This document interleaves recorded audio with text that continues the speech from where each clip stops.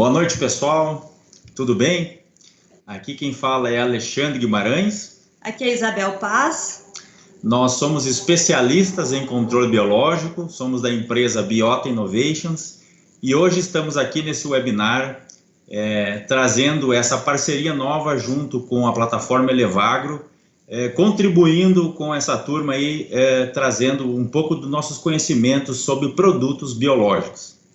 Hoje nós vamos falar sobre os produtos microbianos e nós temos uma agenda, pessoal, em que nós vamos comentar os porquês dos produtos biológicos, certo? Os principais ativos biológicos disponíveis no mercado hoje, no Brasil, os fatores de sucesso que determinam o uso dos produtos biológicos, né?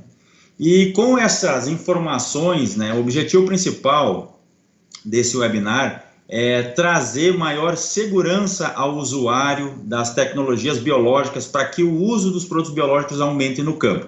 Certo, pessoal? Então, nós vamos estar aqui em duas pessoas. A gente vai falar hoje de um webinar bem geral, tá? Onde a gente vai abordar várias tecnologias. O tempo, nós temos aí em torno de 60 minutos para estarmos juntos com vocês. E a ideia é que a gente não se aprofunde em cada ativo biológico, mas que a gente faça um panorama geral para que a gente possa entender aí as tecnologias disponíveis, ok? Vamos lá? Então, o próximo slide traz um pouquinho dessas questões aí que vem os produtos biológicos crescendo muito no Brasil, tá? Então, de conhecimento de todos que a sustentabilidade dos sistemas agrícolas hoje é um imperativo.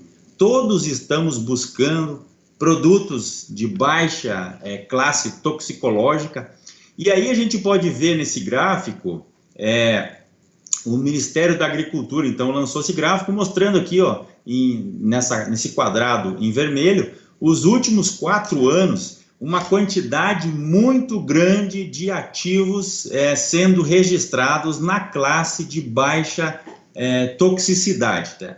Isso é uma demanda tanto na produção de alimentos, na exportação de alimentos, isso fica muito mais evidente, então, em hortaliças, né? Mas a cultura de grãos também vem sofrendo esse imperativo da sustentabilidade, e esse é um dos fatores importantes que fazem com que o controle biológico venha crescendo.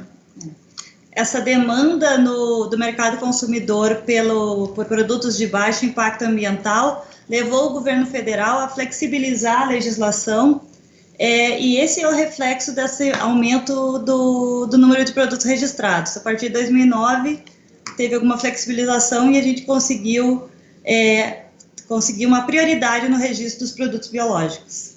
Isso mesmo. Então, no próximo slide, pessoal, a gente vê um outro fator que nós acreditamos ser o fator determinante para os biológicos crescerem. Obviamente, a sustentabilidade é algo importante, mas os biológicos vêm realmente ganhando espaço no campo em função da perda de eficácia do controle químico para algumas doenças e para algumas pragas. Então, a gente traz aqui dois grupos, tá? O grupo de doenças de solo, né, que envolve tanto fungos fitopatogênicos que habitam o solo, né, tem uma fase no solo, e também os nematóides, aí, incluindo os fitonematóides, e também algumas pragas. Nós temos aí, desde 2009, nós vemos sofrendo com epidemias de mofo branco, né, principalmente nas regiões mais altas, acima de 700 metros, né, ao nível do mar. E nós temos tido muita dificuldade de controlar apenas com um tipo de ferramenta, por exemplo, a ferramenta química. Então, nesse intervalo de tempo, o controle biológico cresceu muito, principalmente com o ativo que é o tricoderma, para manejar o mofo branco. E hoje nós já temos aí vários estudos em rede, inclusive com várias instituições, que colocam o controle biológico como algo definitivo no manejo do mofo branco. Também temos as podridões radiculares, pessoal. Envolve Phytophthora, envolve Pythium, envolve Rhizoctonia, Macrofomina, Fusarium. Esse grupo de doenças que acometem as raízes das plantas e que o controle químico também vem mostrando uma baixa eficácia para essas doenças. E aí, mais uma vez, o controle biológico vem mostrando um desempenho muito interessante e vem crescendo ano após ano nas lavouras, né? Os manejos com os nematóides são algo que vocês já devem ter acompanhado as palestras através aqui da plataforma, né? Elevagro. Inclusive, a palestra passada foi do colega nematologista Paulo, onde ele colocou a questão dos biológicos como sendo também algo determinante no manejo de vários grupos de nematóides. Nematóides de galha, nematóides de lesão, de cisto também. Então, esse universo de doenças de solo vem elevando muito o uso do controle biológico, em função de perda de eficácia do controle químico, dessa única estratégia de controle. E para as pragas também se torna algo também muito difícil de manejar. E aí nós temos aqui o grupo de lagartas e sugadores, né? Vamos comentar assim. Nós temos aí no campo uma dificuldade muito grande de manejar as populações de Spodoptera, aí vem todo o complexo Spodoptera frugiperda como sendo aí um principal alvo, mas temos a eridânia, temos a cosmioide também, com dificuldades extremas de manejo, principalmente em regiões aí muito intensivas em agricultura, que tem ponte verde, por exemplo, nas áreas irrigadas, onde circula muita hortaliça, circula muita produção de milho semente, e nós temos aí dificuldade de controle desse tipo de lagarta. E o biológico vem demonstrando um avanço muito grande no manejo, dentro como uma ferramenta integrada, e aí ele vem crescendo em cima, inclusive, de alguns princípios ativos que vem perdendo bastante eficácia, tá? Temos também a questão da helicoverpa, do complexo da helicoverpa, que em 2012 teve um surto muito grande no Brasil, e aí os biológicos, principalmente as tecnologias à base de BT, cresceram demais, né? Temos aí a mosca branca, também, quando teve um surto, principalmente na cultura do feijão, os biológicos cresceram muito. Agora, mais recentemente, os percevejos se destacando junto com as cigarrinhas, e o biológico vem crescendo nesse universo de falha apenas de uma estratégia de controle, que é o controle químico. Então, esse é o principal motivo que a gente tem observado no campo, o crescimento dos biológicos. Certo? No próximo slide também mostra a questão do manejo de solos, né?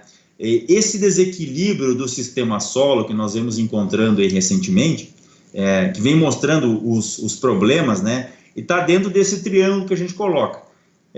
O manejo químico de solo, ele é o manejo mais forte. O manejo físico ainda não estamos bem preparados para trabalhar, visto que ainda temos muitos problemas de compactação. E o manejo biológico em si é algo incipiente, é algo que está começando, é algo que está começando a estruturar. E dentro desse contexto, o biológico também vem crescendo grandemente com o uso dos bacilos, com o uso dos tricodermas, em função das doenças que a gente comentou aqui agora. Então, esses são os fatores principais que fazem com que o controle biológico cresça de uma maneira muito acelerada, né? Bom, como podemos ver aqui nesse slide, ela está sendo chamada a era dos biológicos, devido ao aumento da disponibilização de ferramentas desse tipo por conta da demanda. Atualmente, os produtos biológicos que temos no Brasil são posicionados quase que totalmente para manejo de pragas e doenças. Mas nós já vemos um movimento do mercado para o uso de tecnologias que vai levar a uma ativação da microbiota do solo, estudo de comunidades de micro-organismos, buscando entender melhor esse complexo para desenvolvimento de novos produtos, assim como fazendo a seleção funcional de micro-organismos para buscar caracteres relacionados mais intimamente à fisiologia da planta.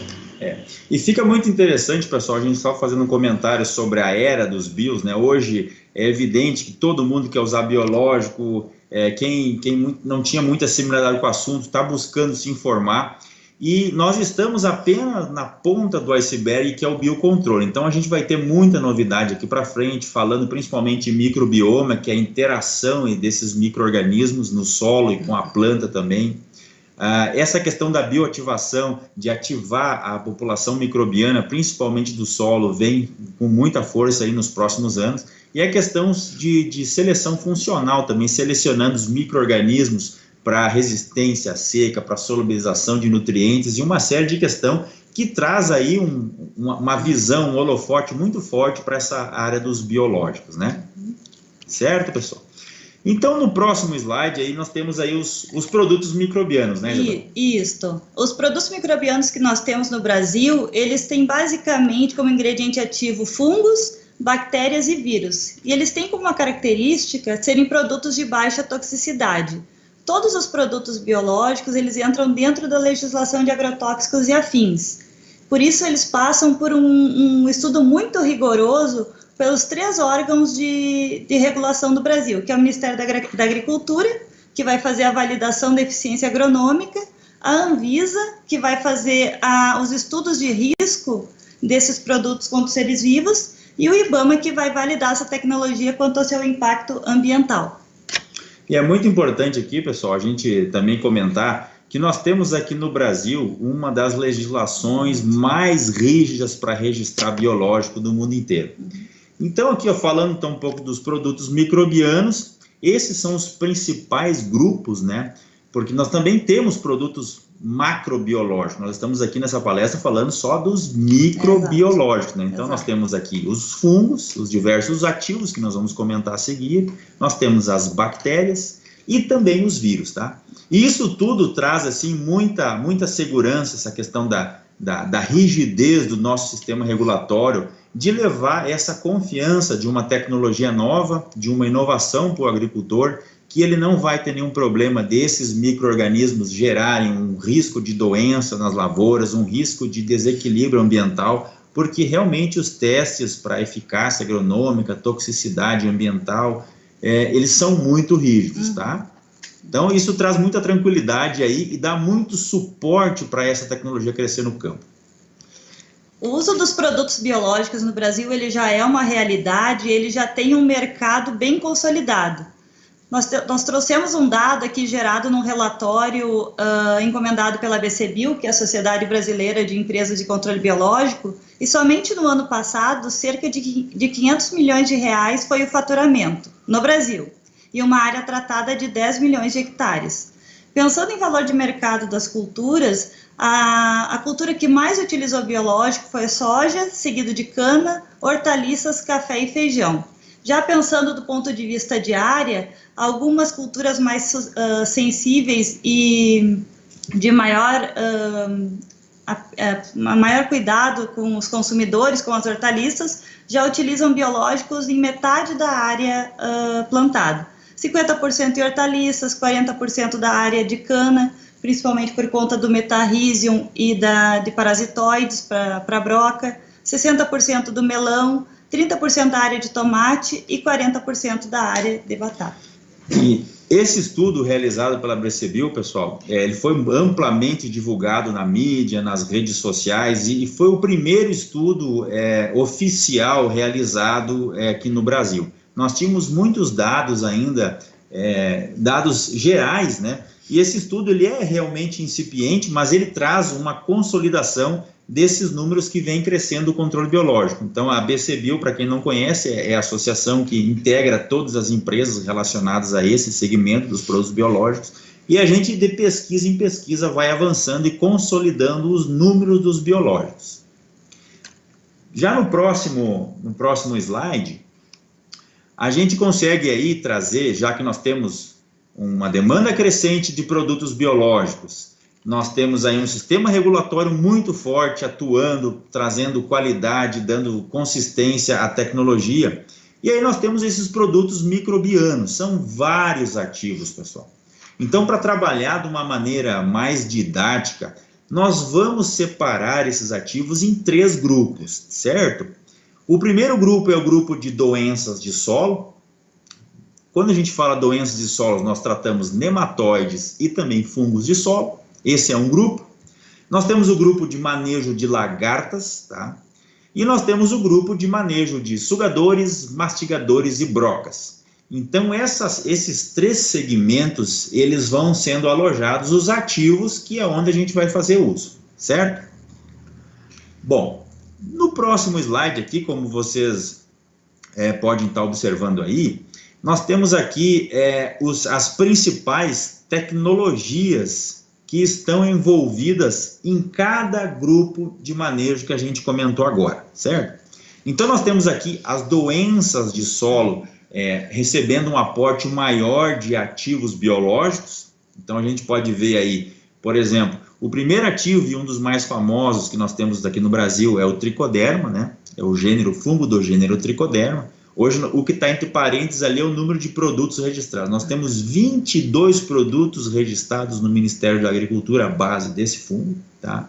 Nós temos aí o segundo ativo, que são os bacilos do grupo Subtilis. Nós temos 14 produtos registrados no Ministério da Agricultura. Aí nós temos o terceiro, é um fungo, né? O Celomys lacinus, 4 produtos registrados. Nós temos a Pocônia, tem 1 produto, e a Pasteropenetra são 2 produtos registrados. Então, veja, nós temos 5 ativos biológicos para manejar doenças de solo. Já para manejar lagartas, nós temos 2 ativos, né?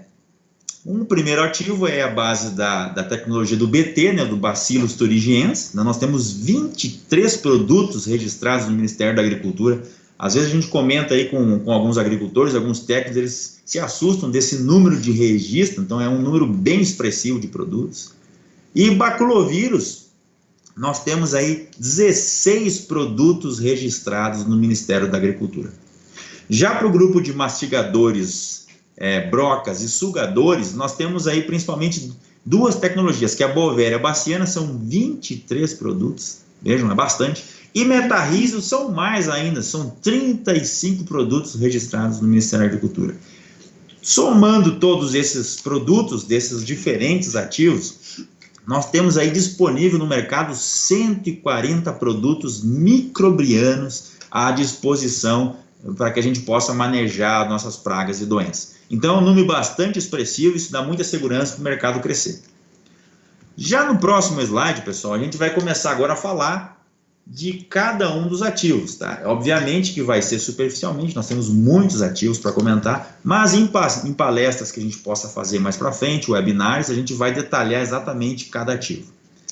Como o Alexandre comentou, o tricoderma ele é um dos carros-chefes do mercado do controle biológico no Brasil, principalmente puxado pelo manejo do mofo branco, que foi onde tudo começou. Atualmente existem registros de que há cerca de 5 milhões de hectares de área tratada com tricoderma, e essa tecnologia vem sendo utilizada há cerca de 10 anos aqui no Brasil.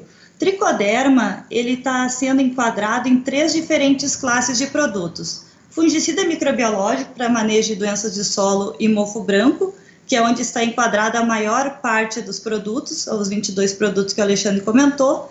Ele tem uma eficiência de controle, quando bem posicionado, de cerca de 40% a 90%, e leva um aumento de produtividade na área de cerca de 5% a 20%. Mais recentemente, houve o registro de tricoderma como nematicida microbiológico para diferentes alvos, para Tilencozeia, Brachyurus, Meloidogine e Heterodera, mas o número de produtos é bem menor, 2 produtos registrados dentro dessa classe, e há algumas expectativas de que essa tecnologia entregue uma eficiência de controle de cerca de 25% a 35%, levando a um aumento da produtividade de 5% a 15%. Também há registro de tricoderma como inoculante para a cultura da alface e cultura da soja. Como ele atua como um promotor de crescimento, ele também leva a um aumento da produtividade. Fazendo um comentário aqui também, Isabel, é muito interessante quando a gente chega nesses níveis de controle, né? Para quem está conhecendo a tecnologia pela primeira vez, né, a gente pode ver o que essa tecnologia entrega para o agricultor. Então, esses números, de maneira geral, eles são muito variáveis, tanto é que nós temos níveis de controle de 40% a 90%. Isso vai depender do tipo de alvo, por exemplo, se a esclerotínia tem um comportamento, uma forma de aplicar um tipo de controle. Se é Rhizoctonia solane, é um outro tipo de controle. Então, essa variação grande está muito em função do alvo. E nós temos aqui principalmente o uso como fungicida microbiológico, como sendo um principal uso desse ativo tricoderma, e nós temos alguns alvos que estão registrados no Ministério da Agricultura. Mas esses produtos também têm uma performance muito interessante para outros fungos de solo, como por exemplo macrofomina, como por exemplo para Phomopsis, e eles Pythium, Phytophthora, e eles não estão, os produtos, eles não fizeram o registro, os estudos necessários para ter esse registro. Mas nós temos verificado no campo que eles realmente entregam também um nível de controle muito interessante e satisfatório para esses grupos que não estão registrados, não estão nas bulas dos produtos. E esse controle, pessoal, falando um pouco da tricoderma, que é um dos produtos mais importantes dentro do controle biológico hoje no Brasil, eles têm entregado aí resultados no campo, no quesito produtividade. Quando a gente vai num campo e tem 30%, por exemplo, de uma lavoura, de um talhão com podridões, e você recupera, você evita a mortalidade daquelas plantas, você pode chegar a incrementos de produtividade de até 30% ou até mais 50%. Mas nós temos aí um número médio que é da experiência que a gente tem observado aí nas lavouras de sul a norte aqui do Brasil.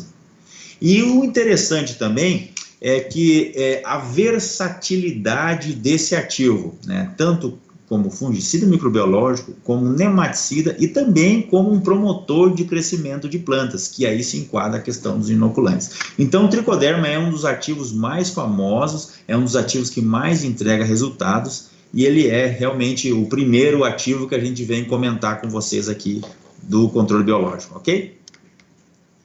Bom, o segundo ativo biológico que tem impactado positivamente a agricultura brasileira é o Psellomyces lilacinus, tá? O Psellomyces lilacinus, ele é um fungo, tá? Ele é um fungo, como vocês estão observando, é um fungo parasita de ovos, ok? E é muito interessante esse nível de tecnologia, porque o que acontece? Ele é um fungo que vive no solo, se desenvolve no solo e tem uma preferência em parasitar ovos de nematóides. Isso traz uma estratégia muito interessante para o manejo de nematóides como um todo, né?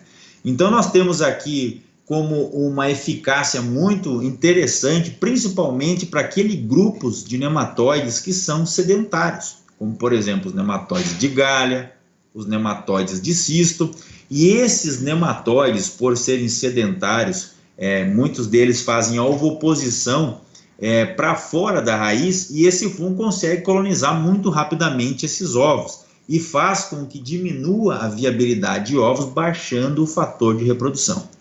Então nós temos aí algo em torno aí de 35 a 50% de nível de controle. Isso é algo realmente muito interessante para um manejo de nematóides, que é muito complicado.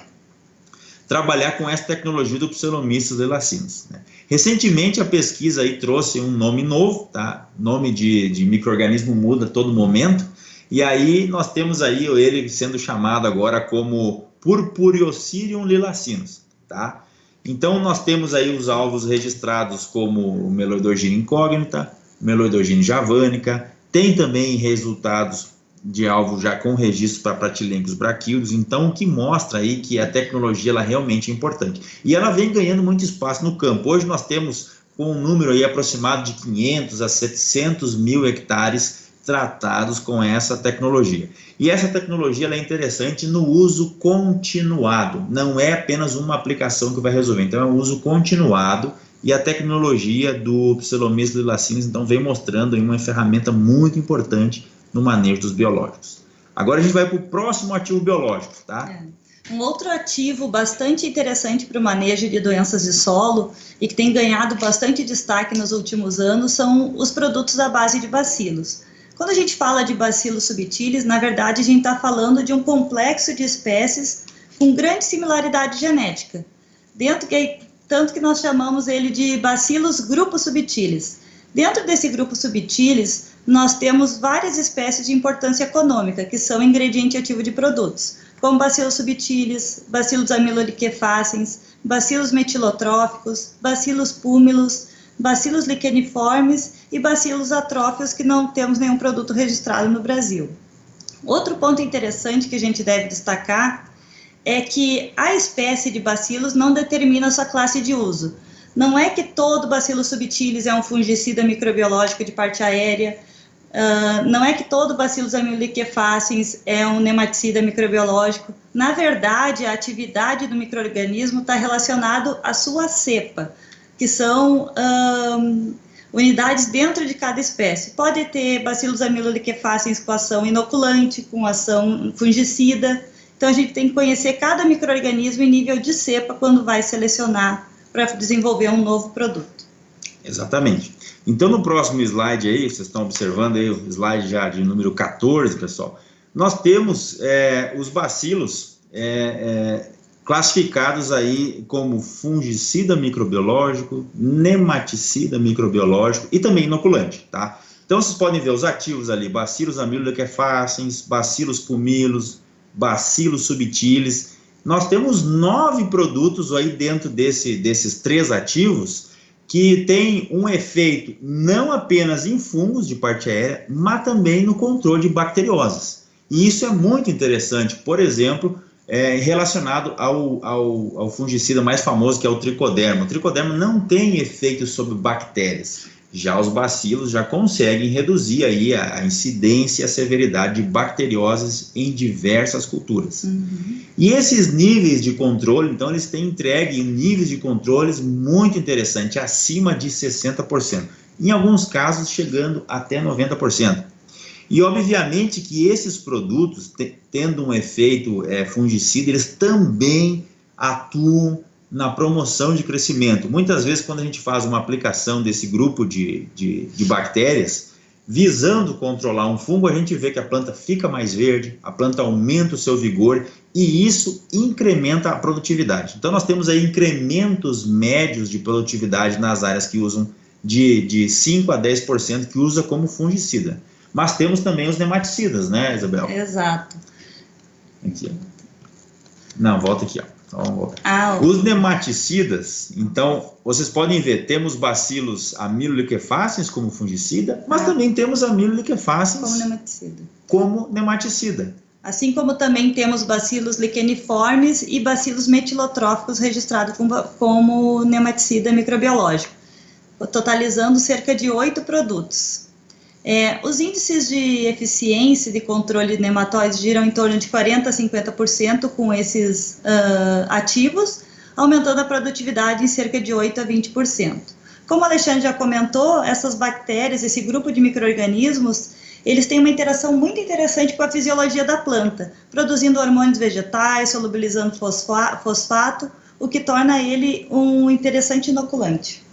Exatamente. E esse grupo, então, do grupo Bacillus subtilis, eles, por ter essa interação com as plantas, muitas vezes não é apenas o controle dos fitonematóides, mas sim também a promoção de crescimento. Eu me recordo que na última palestra que o colega Paulo fez, no último webinar aqui na plataforma Elevago, ele comentou que muitas vezes, quando a gente aplica esse grupo de produtos, a gente proporciona um maior enraizamento das plantas, em alguns casos até aumenta a quantidade de nematóide, mas aumenta a produtividade. Eu acho que isso é uma coisa muito interessante e faz aí com que nós temos em torno de 1,2 milhões de hectares tratados com esse ativo biológico, e esse ativo biológico é um dos ativos biológicos mais interessantes para desenvolver produtos biológicos, uma vez que eles produzem aí os endosporos, e esse endosporo, essa estrutura da bactéria faz com que tenha uma vida de prateleira aí, grande, aí, algo próximo de 2 anos. Então, torna uma tecnologia bastante interessante. Bom, agora nós vamos para o próximo slide, falando do ativo biológico fungo Poconia chlamydospora, certo, pessoal? Esse também é um ativo biológico classificado aí como nematicida microbiológico. Hoje nós temos um produto registrado no Brasil, mas existe muita pesquisa em cima desse ativo biológico, né? Hoje o alvo biológico que ele está registrado é Meloidogyne javanica, mas nós temos aí também eficiência em outros tipos de nematóides, né? Então vocês podem ver o controle de 35% a 50%, em média os biológicos entregam esse controle, só que a Poconia também traz algo interessante, que é essa interação com a planta.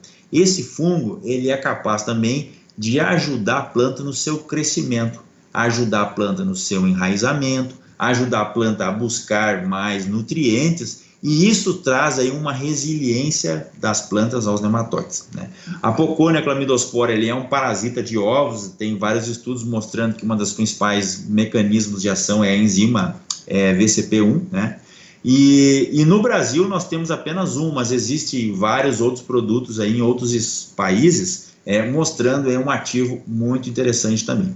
E nós temos aqui algumas informações que ainda, por ser muito incipiente a questão de números do controle biológico, nós não temos um número exato, pelo menos se vocês tiverem aí alguma ideia, podem colocar aqui no chat, de mais ou menos que área tratada nós temos com Poconia, porque é bem diverso, não tem um número consolidado, mas eu imagino que seja algo em torno de acima de 500 mil hectares com essa tecnologia também, ok? Uma outra tecnologia bastante recente que foi lançada aqui no Brasil é o ativo biológico Pasteurella nichizaui. Ele foi desenvolvido para o tratamento de sementes, principalmente sementes de soja, como nematicida microbiológico. É um parasita obrigatório e bastante específico. No caso, o alvo dele é Heterodera glycinis. Nós temos 2 produtos de uma única empresa, e como é uma tecnologia bastante recente, nós não temos dados de campo relacionado à sua eficiência de controle e aumento de produtividade. Assim também como a área, né, que se alguém puder colaborar conosco, seria bastante interessante. Mas é uma grande promessa. Então vocês vejam, nós temos Trichoderma, nós temos os bacilos do grupo Subtilis, temos aí 2 fungos importantes no manejo de nematóide, que é o Pseudomyces lelacinus e a Poconia, e temos a Pasteurella. Então hoje nós temos um arsenal de ativos biológicos muito interessante para manejar as doenças de solo, e eles vêm se destacando no campo. Cada vez mais agricultores vão usando e vão vendo esse potencial de manejo, certo? Agora nós vamos passar para o próximo slide, pessoal, e é onde a gente vai agora trocar o grupo de manejo. Então agora nós vamos falar do ativo biológico Bacillus thuringiensis, é o famoso BT. Tá? A gente conheceu o BT aí através das plantas transgênicas, mas aqui nós estamos falando da bactéria propriamente dita, né? Então nós temos aí a tecnologia do Bacillus thuringiensis há muito tempo registrado no Brasil. Nós temos aí 23 produtos, né? Ele é um inseticida microbiológico, ok? Ele tem uma ampla gama de alvos, né? Então nós temos aí mais de 15 espécies de lagarta, quase todas as lagartas de importância agrícola, esse tipo de tecnologia consegue ter um controle, tá?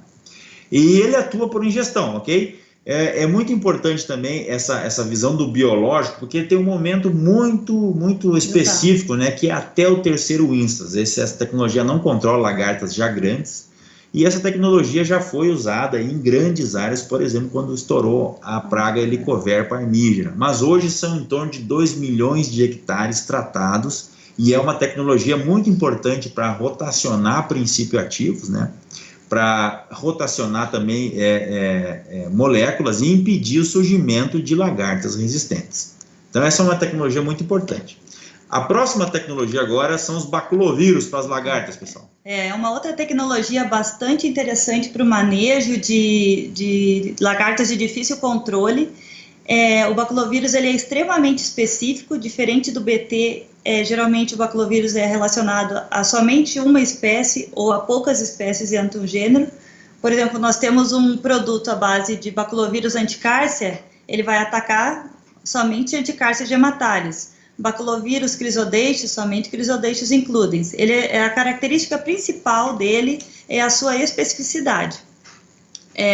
Nós temos são 16 produtos, né, Alexandre? A base de baculovírus no Brasil, e é uma tecnologia bastante interessante, principalmente em culturas com variedades bastante suscetíveis e com dificuldade de manejo. Nós tivemos uma experiência com manejo de Spodoptera, em que a tecnologia do baculovírus apresentou resultado similar ao controle químico. Até para fazer um comentário, essa tecnologia ela é fácil de aceitação pelo produtor, diferente daquele manejo de doenças, de solo e nematóides, que é algo mais complexo. Trabalhar com esses ativos, tanto o Bacillus thuringiensis contra os baculovírus, é muito fácil de nós vermos os resultados. A gente consegue avaliar os resultados em 3 dias, em 4 dias, em 7 dias, e enxergar no campo a mortalidade dessas lagartas. E esse grupo de ativos, os baculovírus, eles são extremamente agressivos, eles têm aí um nível de controle muito alto, sendo bem posicionado, é claro, até o 3º Insta. Aí nós temos uma fotinha aqui do corpo de inclusão, tem que ter alguns cuidados. Em outros webinários a gente pode entrar mais a fundo em cada uma dessas características das tecnologias, mas esse é um ativo muito importante para manejar as lagartas, certo, pessoal? E agora a gente vai trocar, tá? Nós falamos de lagartas, agora vamos falar de sugadores, mastigadores, brocas e tudo mais. Então nós temos aqui o ativo Beauveria bassiana, pessoal.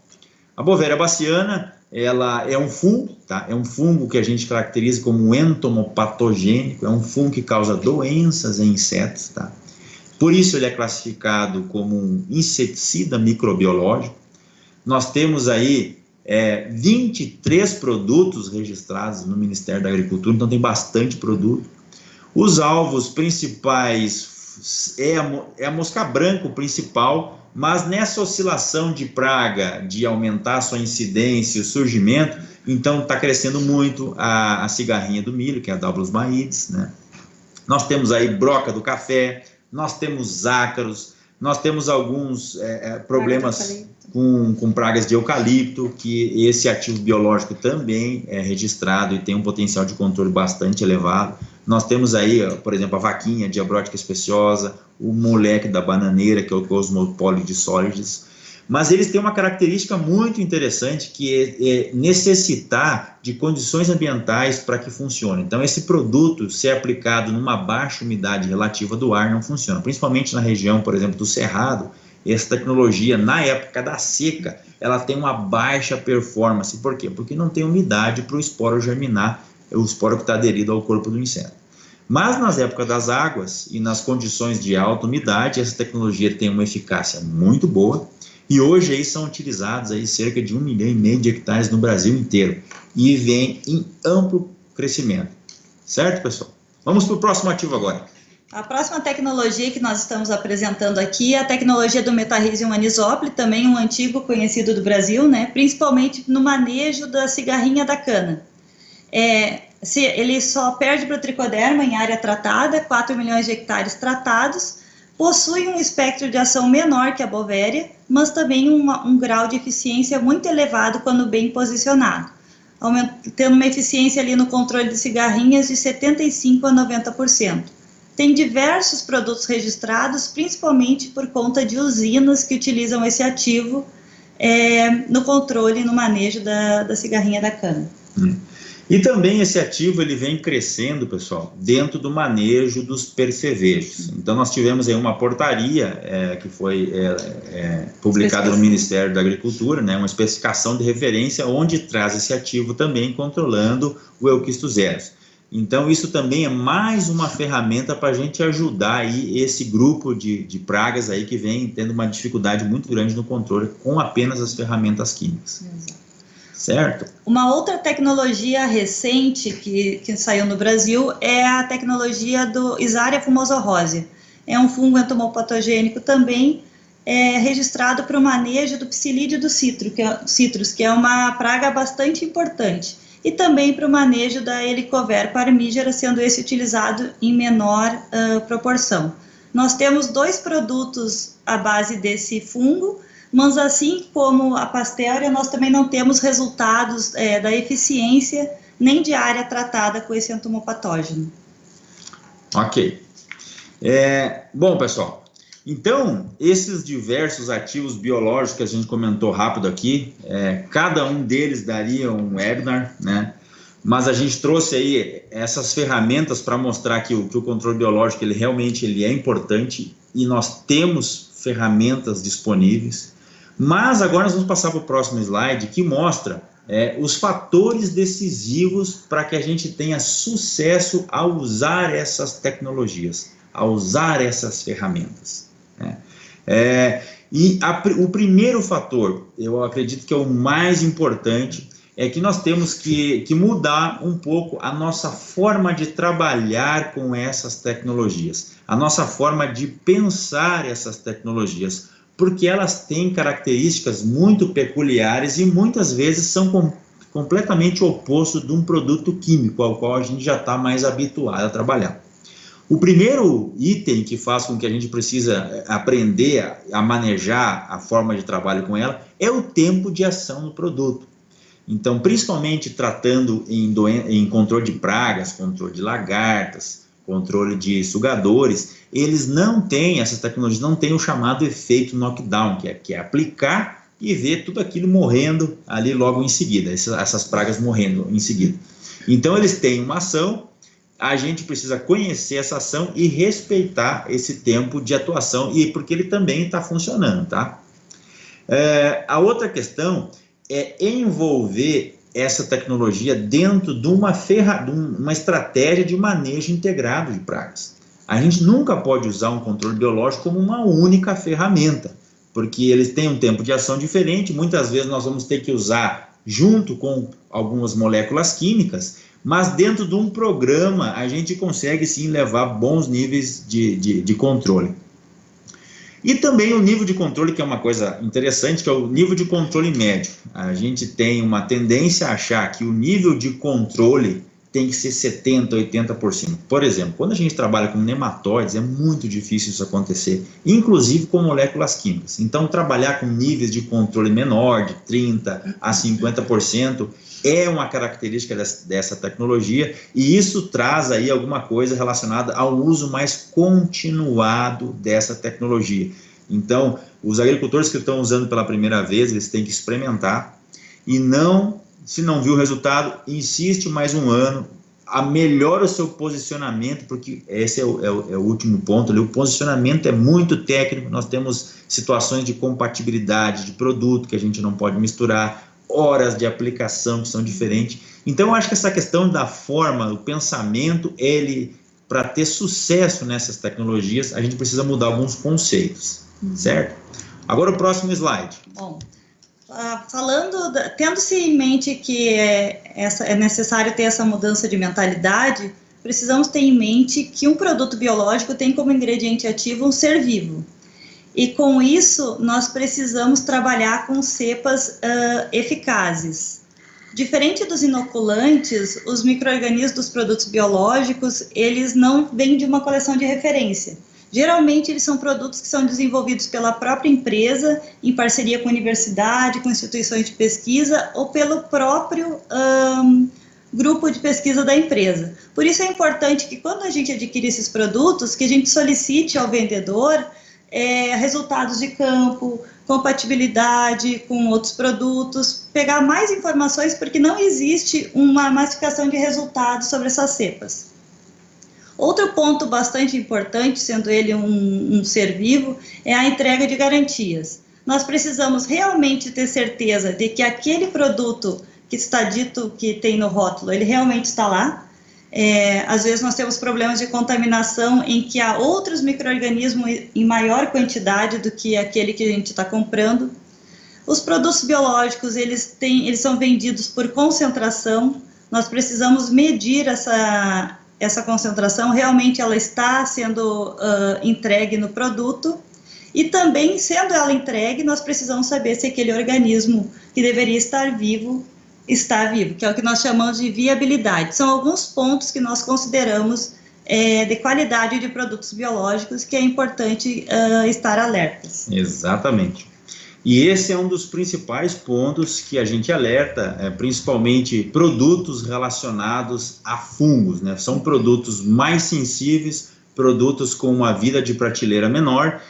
Cada tipo de formulação, se é WP, se é WG, se é suspensão concentrada, se é um concentrado emulsionável em óleo, cada uma dessas tecnologias tem uma particularidade para ter os níveis de garantias preservados. Algumas precisam de refrigeração, outras não precisam de refrigeração, e isso tem que ser muito bem explicado para que na hora que esses produtos forem posicionados no campo, a gente esteja as entregas, as garantias aí adequadas. Exato. Né?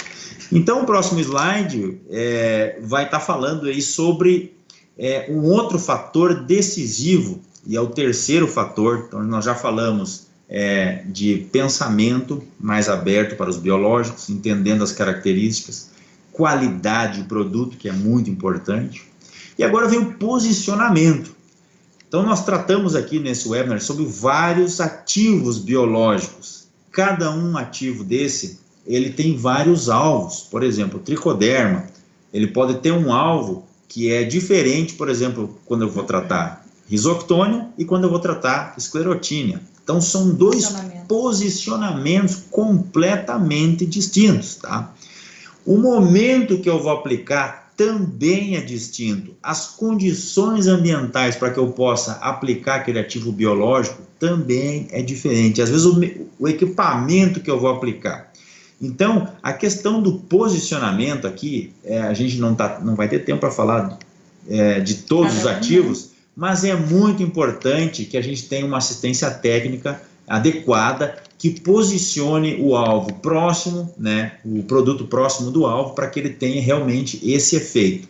Então, um produto de boa qualidade, mal posicionado, também não vai resolver. Então, é realmente algo bastante técnico, e esse é um fator, é o terceiro fator decisivo para o uso dos biológicos, do sucesso, né?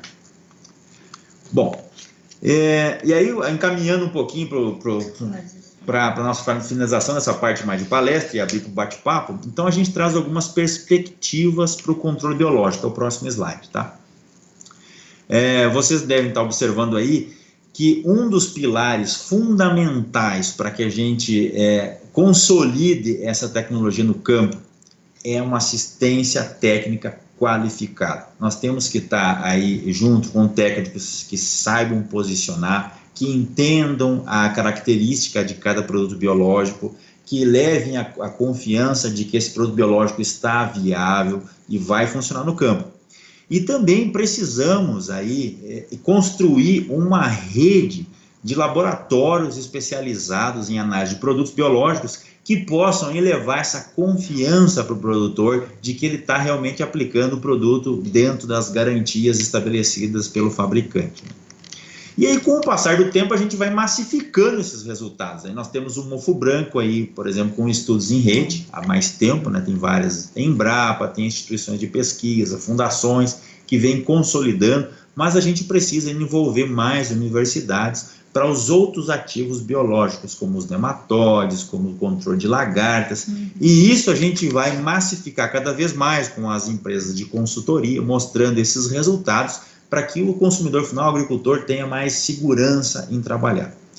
E também essa tecnologia, ela pede esse manejo integrado de pragas e doenças. Nós não podemos usar o controle biológico como uma única ferramenta e ponto final. A gente precisa integrar elas como uma ferramenta dentro do manejo ideal.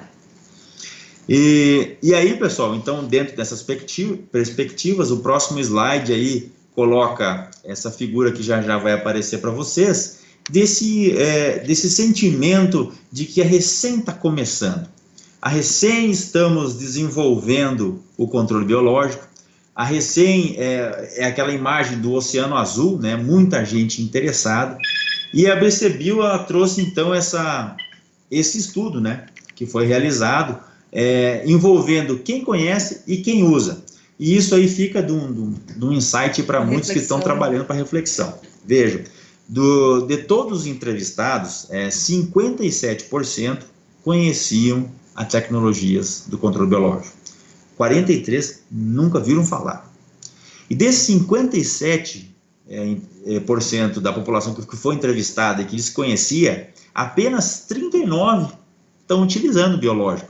Então, realmente, nós temos aí muito, mas muito para crescer no controle biológico, tá? E aí, para finalizar, então, o nosso último slide, para que a gente possa abrir para as perguntas, que é a parte mais interativa aqui do webinar. Então, fica aí à disposição a nossa empresa, a Biota Innovation. Nós atuamos em vários segmentos, nós atuamos na indústria, atuamos em formulações, atuamos em distribuição, treinamentos técnicos, e nós estamos aí junto aí com a plataforma Elevagro aí, para levar mais informação para que a gente aumente o uso dos biológicos no campo, certo? Vamos para a pergunta, Isabel? Vamos ver aqui, ó. O Odair de Florianópolis pergunta: os produtos parabiológicos para o controle de nematóides, como que é o desempenho na cultura do arroz irrigado? É o Odair, né? Odair. É muito boa pergunta, Odair, porque nós temos aí uma condição de ambiente diferente, né? Principalmente para os fungos, né, atuar. Então nós temos uma condição de mais de solo saturado, sim, com água, mas nós temos observado resultados, sim. Resultados não apenas no controle de nematóides, mas na promoção de crescimento. Nós tivemos aí um colega, né, e que ele trabalhou na sua dissertação de doutorado o tema de nematóides na cultura irrigada do arroz, e ele pôde observar o desenvolvimento, principalmente do tricoderma, num ambiente aquático, se desenvolvendo, se associando junto com a raiz, né? Desempenhando o seu papel. Eu acredito que também os demais fungos e bactérias têm esse desempenho. Obviamente nós não temos uma base de dados muito grandes para determinar que tipo de controle, mas sim uma importante ferramenta aí, tanto em ambientes de sequeiro, como em ambientes irrigados ou submersos. Já o Paulo, de Rosário do Sul, Rio Grande do Sul, pergunta se existe algum produto biológico com grande desempenho para o controle da fitóftora em soja. Ok. Bom, o caso da fitóftora, ele está muito relacionado a uma condição climática, uma condição de ambiente de baixa oxigenação, tá? Então a fitóftora ela se comporta em ambientes aí saturados, né? Então os zoósporos são liberados, eles têm essa mobilidade através dos flagelos até chegar nas plantas, e em vários casos esse ambiente saturado, ele, por exemplo, comparado com o ativo biológico tricoderma, o tricoderma tem uma certa desvantagem em relação à fitóftora. Só que o importante, pessoal, é aquela forma de pensar. Se eu fizer um tratamento desse solo, não apenas no plantio da soja, mas após a soja ou em outras rotações, essa população do ativo tricoderma vai aumentar no solo e vai baixar o inóculo da fitóftora. E quando eu tiver, porventura, uma condição de saturação do solo, a minha população de fitóftora vai ser baixa. Então ele apresenta um controle, sim, mas muitas vezes não é um controle imediato, ele é um controle de redução de população de inóculo, tá? É importante para a fitóftora, sim. O Éder Vieira, de Guarapuava, Paraná, pergunta: quanto tempo de residual na cultura tem usado um inseticida BT? Isso aí foi o Éder. O Éder. Interessante essa questão do residual, tanto da tecnologia BT como da tecnologia dos baculovírus, tá? Então, esses organismos, primeiro, eles têm que ser ingeridos, tá? Então, se a gente fizer uma aplicação e tiver uma chuva em seguida, então a gente vai ter grande parte desse ativo lavado das folhas. Então, o que acontece? A gente tem que fazer uma reaplicação. E também temos a questão da degradação, tanto das proteínas, dos cristais, como dos esporos e também dos poliédrios, dos baculovírus, a degradação da radiação ultravioleta. Então nós temos visto no campo que essas tecnologias entregam um residual de 7 até 10 dias. Exato. Em alguns casos, em condições de anos mais nublado, consegue entregar um residual aí de 15 dias. Mas, a nível de segurança, as recomendações são de 7 em 7 dias, ou seja, a cada semana a gente precisa fazer uma nova aplicação, certo? Ainda uma outra pergunta sobre BT, do Bruno César, de Itapeva, São Paulo, Alexandre. Qual seria o tempo ideal para a ação da tecnologia BT? Quanto tempo o BT leva para causar a morte da lagarta? E qual seria a melhor condição de ambiente para o momento de aplicação? Maravilha. Isso é uma questão do pensamento, né? Quanto tempo demora para a lagarta morrer? Quanto tempo demora com o BT? Então nós temos resultados mostrando que a tecnologia do BT, ela já tem uma ação na inibição da alimentação da lagarta em 24 horas. Essa lagarta, ela para de se alimentar em 24 horas. Então os cristais que ela ingere, os esporos que ela ingere, já começam um processo de infecção na lagarta.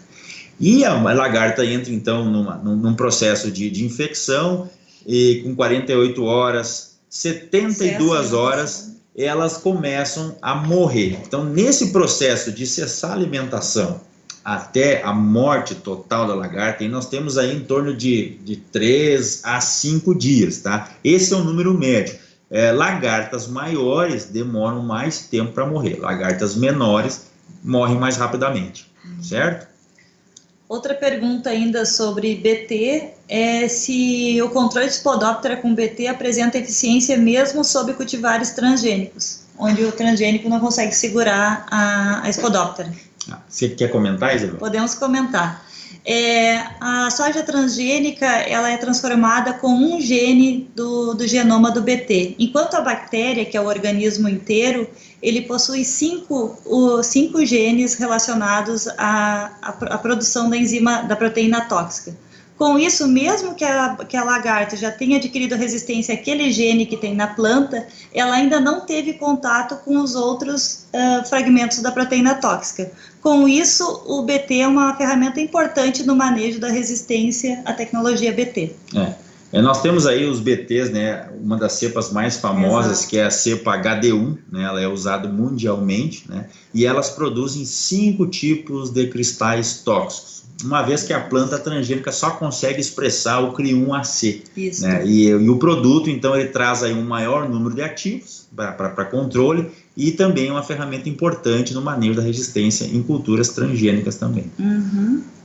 O Ederson de Frederico Westphalen pergunta se há algum estudo sobre o uso de biológico junto com herbicida, se há compatibilidade.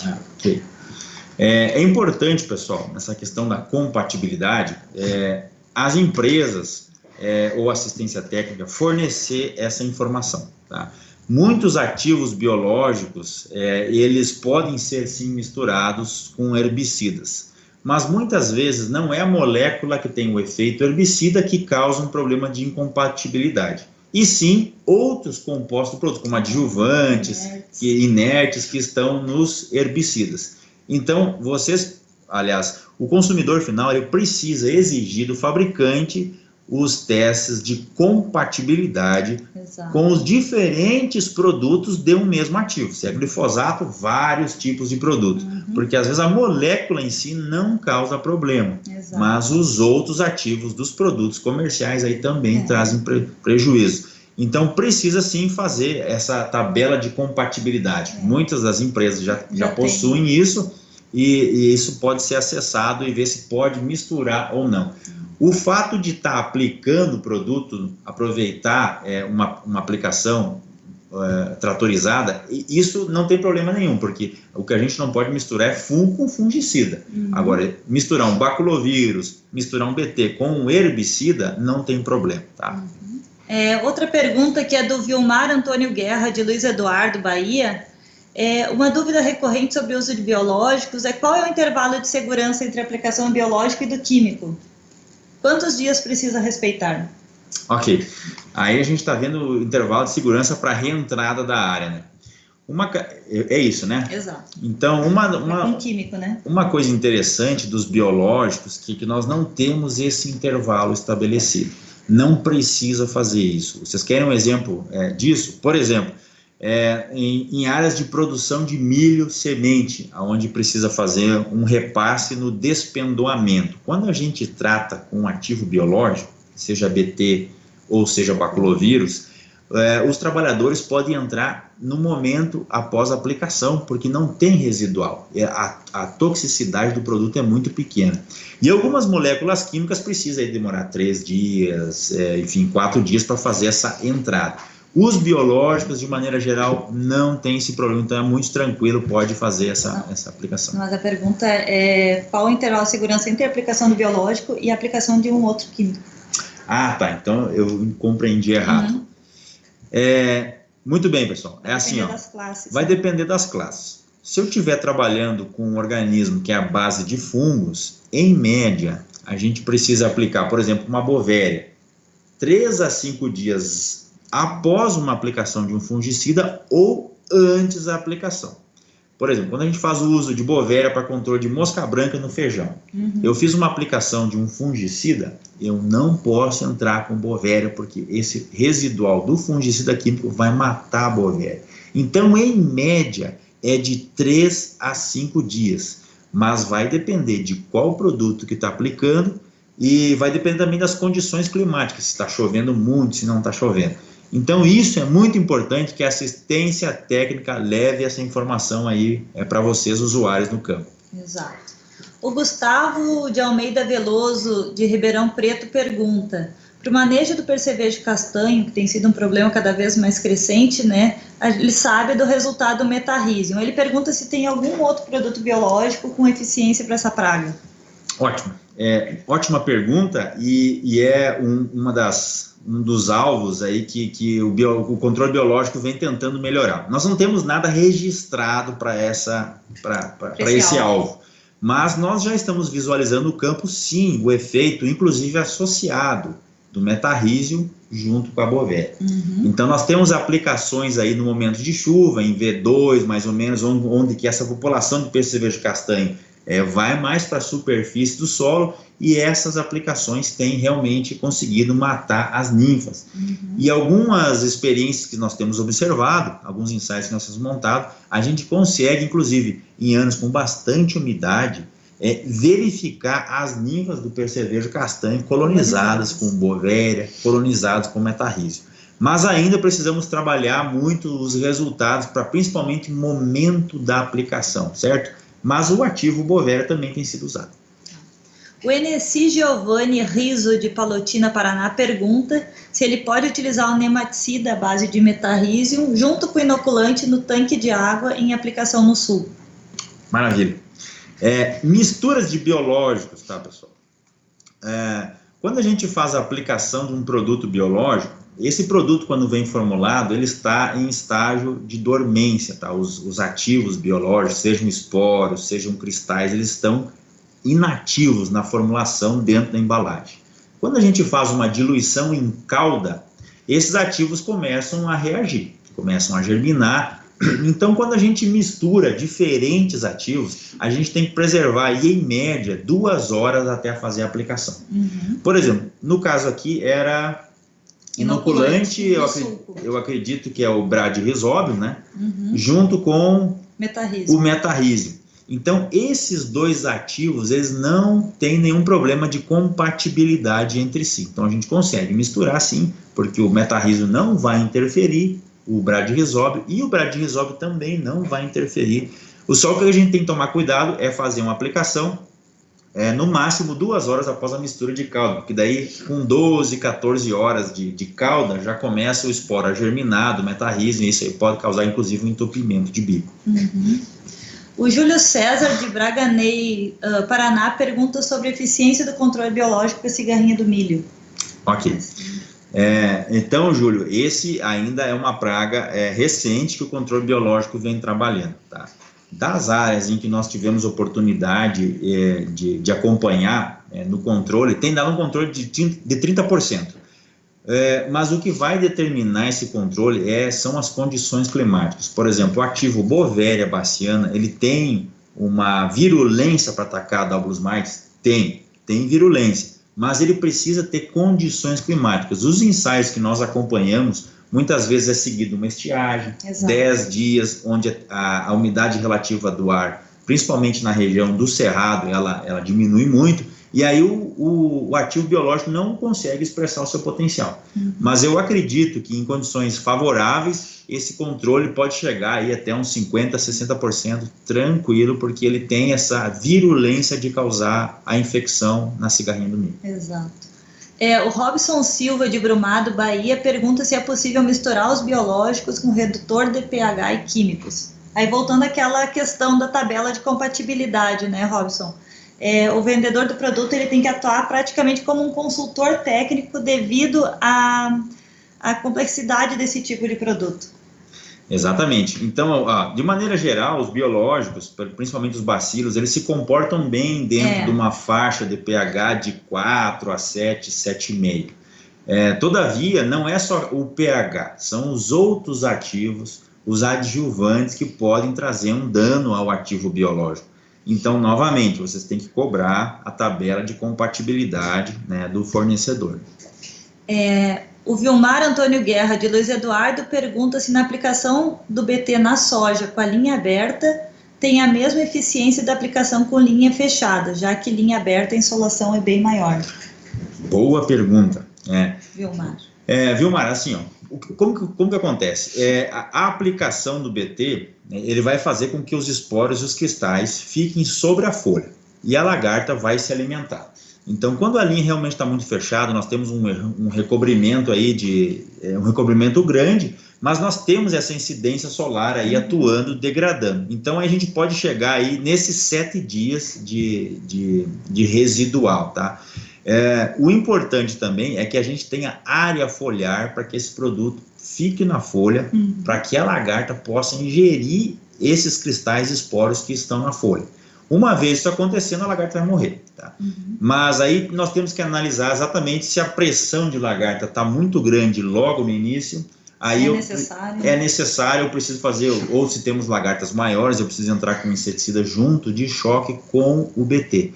E também é interessante que o BT, lagartas grandes, ele não mata. Exato. Mas ele deixa a lagarta mais fragilizada para que o controle químico, o inseticida de choque venha e acaba matando mais rápido. Então essa questão de fechamento ou abertura do dossel para a questão dos biológicos tem que analisar esses aspectos. Sim. E a última pergunta aqui do Miguel Ângelo, de Ivaí, Paraná, ele pergunta já sobre produtos, né, sobre as formulações. Se existe diferença de eficiência na colonização em relação a conídeos viáveis e unidades formadoras de colônia, né, que são a UFC. Maravilha. Fazer um comentário, depois a Isabel pode complementar. Uma maneira da gente verificar se tem ativo biológico, em microbiologia, é verificar o conídeo, se ele está viável, aí a gente faz um processo de viabilidade de conídeos, ou então fazer o processo para verificar unidades formadoras de colônia. De qualquer forma, essas duas unidades elas vão dar um número. Se eu estou com 70%, 80%, 90% ou 100% do meu ativo viável. Quando a gente trabalha com viabilidade de conídeo, essa é uma leitura mais sensível. Por quê? A gente faz essas leituras em média aí de 14 a 18 horas. Nesse intervalo, pode ter conídeos que são com baixo vigor e eles podem não germinar. E eles vão germinar lá com 20 horas, 22 horas. Então, obviamente que os conídeos viáveis, ele é uma unidade medida mais sensível, que traz um resultado melhor, de que o produto está mais viável, o que está mais com um vigor maior, tá? Principalmente quando a gente fala de fungos entomopatogênicos, né, que são aplicados em parte aérea, e estão expostos à insolação. Então, quanto mais rápido eles germinarem e conseguirem penetrar no inseto, maior vai ser a eficiência de controle. Exatamente. Bom, pessoal, acho que concluímos aqui todas as perguntas, né?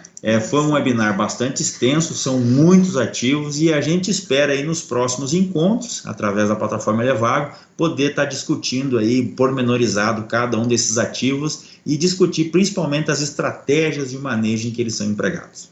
Certo, pessoal? Um grande abraço a todos aí e até a próxima. Obrigado, boa noite, pessoal. Tchau, tchau.